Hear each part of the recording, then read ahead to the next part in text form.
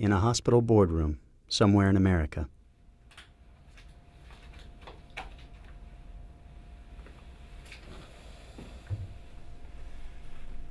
The case of Whitney Ross. What went wrong? In a way, I think we all wish that the result of her case had been related to her appendicitis. But it wasn't. So what went wrong? And what can we do to fix it?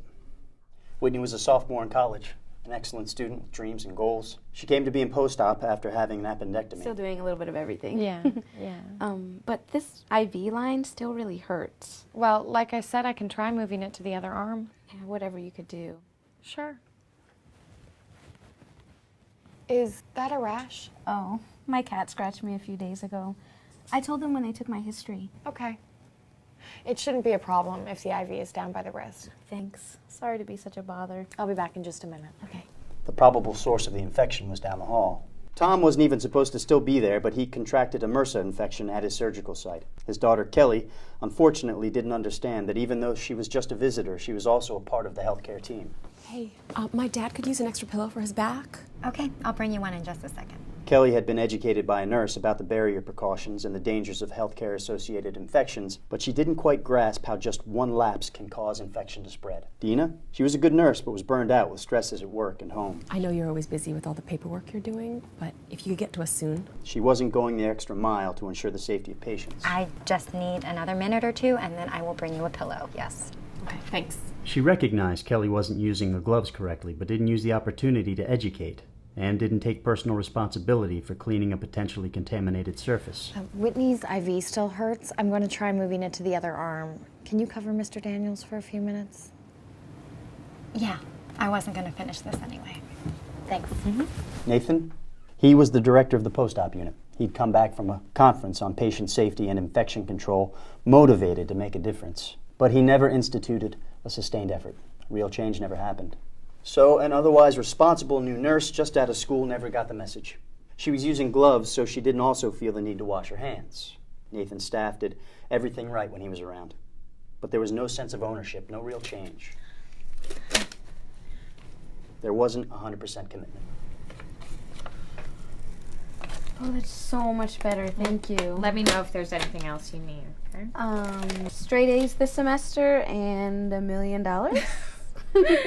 Okay, set your sights a little lower. Just buzz. The infection preventionist working with post-op was Janice. Janice couldn't successfully implement a team approach to infection prevention. Hey, can I talk to you for a minute? Why? What's wrong? She was always considered an outsider. Nothing's wrong. I just wanted to follow up with you on some ideas. She lacked the skills to successfully coach staff members, and so everyone's awareness of healthcare-associated infections suffered as a result. Is it cold in here? I don't think so, but I can get you another blanket. Good. The nurse made a note in a chart, but didn't alert anyone until after shift change.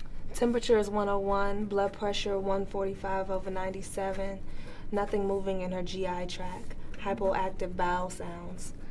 Looks like it's ileus. Guess you stand another day. Yeah. Let's see what Dr. Kennedy says. Thanks.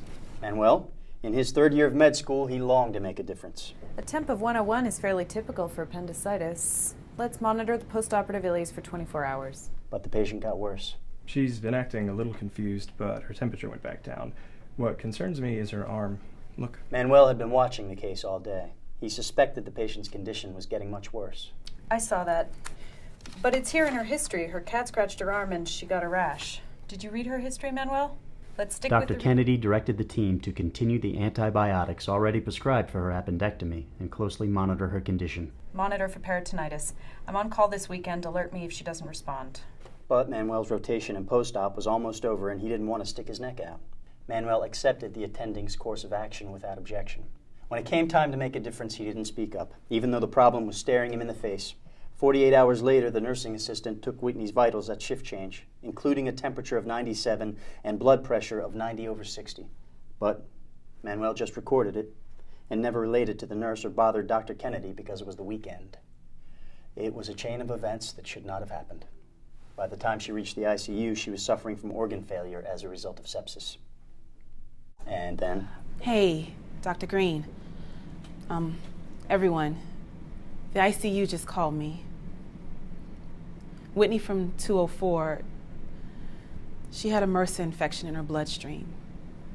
She passed away. I'll be around to talk with everyone, but Any one of several individuals could have made a better decision, and Whitney might be alive today. She came in with appendicitis.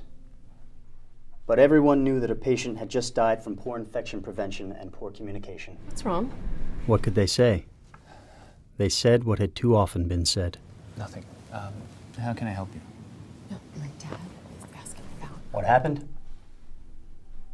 Whitney joined countless others who have died of an infection acquired during their care.